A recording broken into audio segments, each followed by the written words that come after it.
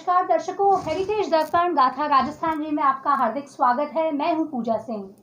दर्शकों, आज हम बात करते हैं राजस्थान के कर्मचारी, शिक्षक, नेता और विख्यात पत्रकार स्वर्गीय बिशन सिंह जी शेखावत की। आज उनकी पुण्यतिथि है। जिस हेरिटेज दर्पण उन्हें याद करके खुद को गौरवान्वित महसूस कर रहा है। श्री बिशन सिंह जी शेखावत के आदर्शों, उनके मार्गदर्शन के अनुसार ही हमने ये हेरिटेज दर्पण शुरू किया था चैनल, और बेहद खुशी है कि आप इसे बहुत पसंद भी कर रहे हैं। दर्शकों, आज उनकी पुण्यतिथि है, 6 अक्टूबर है। इसी मौके पर श्री जितेंद्र सिंह जी शेखावत हमारे साथ है, वरिष्ठ पत्रकार है, इतिहासकार हैं। हमें बताएंगे इनकी आज के 24 साल पहले कत्थई रंग का कुर्ता और धोती पहने एक दुबला पतला इंसान पैदल ही निकलता था तो सैकड़ों लोग उन्हें देखने के लिए उतावले हो जाते थे और कहते थे कि कर्मचारियों का कितना बड़ा नेता और पत्रकार पैदल चल रहा है। ऐसे ही सरल इंसान थे बिशन सिंह जी शेखावत, जिनके किस्से आज गांव-गांव में जन जन की जुबान पर है। खाचरियावास में जन्मे बिशन सिंह शेखावत की सादगी और ईमानदारी का व्यक्तित्व ही ऐसा था कि वह एक आवाज़ लगाते तो राजस्थान के लाखों कर्मचारी और शिक्षक काम छोड़कर हड़ताल पर चले जाते थे। आज़ादी के बाद का एक वह दौर रहा जब कर्मचारियों को मांगों के लिए बोलने तक का अधिकार नहीं था। बिशन सिंह जी ने 1954 में राजस्थान शिक्षक संघ खड़ा किया। शिक्षकों ने उनको अपना सच्चा नेता माना। शिक्षकों ने अधिकारों के लिए लड़ना सीखा। तब ये चिंगारी राजस्थान के कर्मचारियों के मन में भी गूंजी और 1970 की वह कर्मचारी हड़ताल जिसने राजस्थान सरकार के घुटने टिका दिए थे।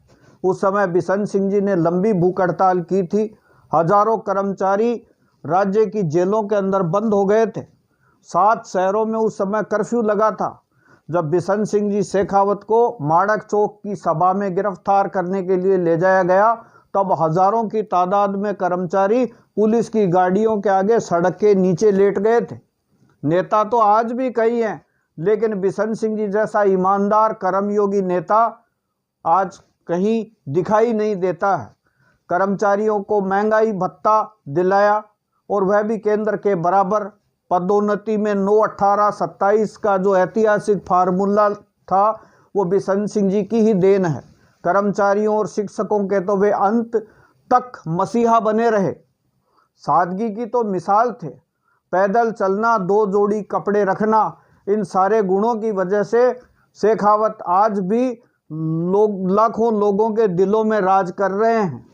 5 फरवरी 1929 को खाचरियावास के एक साधारण राजपूत परिवार में ठाकुर देवी सिंह के घर जन्मे बिशन सिंह 15 साल की उम्र में ही राष्ट्रीय स्वयंसेवक संघ से जुड़ गए थे और परम पूजनीय गुरुजी के आदर्श और विचारों को फैलाने में लग गए थे। संघ पर प्रतिबंध लगा तब वे जेल गए। जयपुर में लाल कृष्ण आडवाणी के सहयोगी रहे। 1951 में सरकार की शिक्षा नीति के खिलाफ उन्होंने आंदोलन छेड़ दिया था और राजस्थान हिंदू विद्यार्थी संघ के नेता बन गए थे और जनसंघ के कार्यालय का काम उन्होंने उन दिनों में बहुत ही बखूबी के साथ संभाला था। अटल बिहारी वाजपेयी ने उनको 5 जन्य का राजस्थान से संवाददाता बनाया, जिससे वे अटल जी के भी करीब हो गए थे। सन्मार्ग, जन्मभूमि, राष्ट्रदूत, हिंदुस्तान, नवज्योति, नवभारत टाइम्स के उन दिनों पत्रकार रहे। शेखावत ने राजस्थान के गांव-गांव में जाकर जनसंघ का गठन किया था।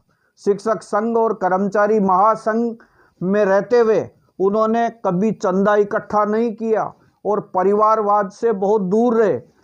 भूखे प्यासे अपने काम में लगे रहना उन्होंने अपनी इस आदत बना लिया था। सुख सुविधाओं को कभी गले नहीं लगाया।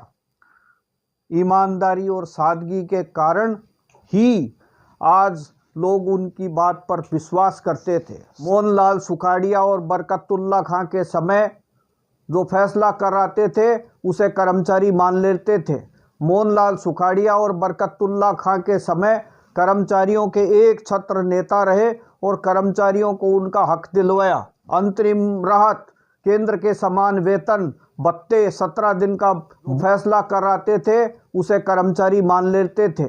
मोहनलाल सुखाड़िया और बरकतुल्ला खां के समय कर्मचारियों के एक छत्र नेता रहे और कर्मचारियों को उनका हक दिलवाया। अंतरिम राहत, केंद्र के समान वेतन, भत्ते, 17 दिन का बोनस, तबादला नीति और उस जमाने में 700 रुपये न्यूनतम वेतन का जो आदेश करवाया था वो शेखावत जी ने करवाया था। दर्जनों बार जेल की यातनाएं सही। शिक्षक संघ के सम्मेलन में इंदिरा गांधी, मोरारजी देसाई, संपूर्णानंद जैसे नेताओं को बुलाया। माध्यमिक शिक्षा बोर्ड के अलावा राजस्थान खादी ग्रामोद्योग बोर्ड के पदाधिकारी रहे। 1977 में जब उनके बड़े भ्राता भैरव सिंह जी शेखावत साहब मुख्यमंत्री बने, तब बिशन सिंह जी ने नौकरी छोड़ दी और श्री माधोपुर से चुनाव लड़ा था।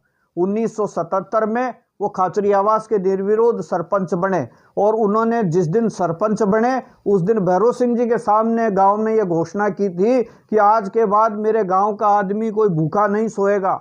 और यही किया उन्होंने। ग्राम पंचायत में आटे की बोरी, दाल रखवा दी और 5 रुपये, और वहाँ पर बैठे रहते, किसी का नाम नहीं लिखा जाएगा और वो 5 रुपये और वो उसको भूखे आदमी को दिए जाते। गांव में मेडिकल सहायता समिति बनाई। खाचरी आवास में जब सबसे पहले सड़क बनी तो ये आया कि अपनी अपनी ज़मीनें कौन देगा, तो बिशन सिंह जी ने सबसे पहले अपनी ज़मीन सड़क के लिए दी और खाचरी आवास में 50 बीघा ज़मीन पर उन्होंने पौधारोपण कराया। 1980 के बाद राजस्थान पत्रिका से जुड़े और अंत समय तक पत्रकार बने रहे, आईना दिखाने वाले महान पत्रकार बिशन सिंह जी माड़ साहब के नाम से सब जगह प्रसिद्ध थे। राजस्थान पत्रिका में कर्मलोक लिखा जिसमें मजदूरों का दुख उजागर किया, वहीं आसाम, मणिपुर, पंजाब की जीती जागती तस्वीरें उजागर की थी।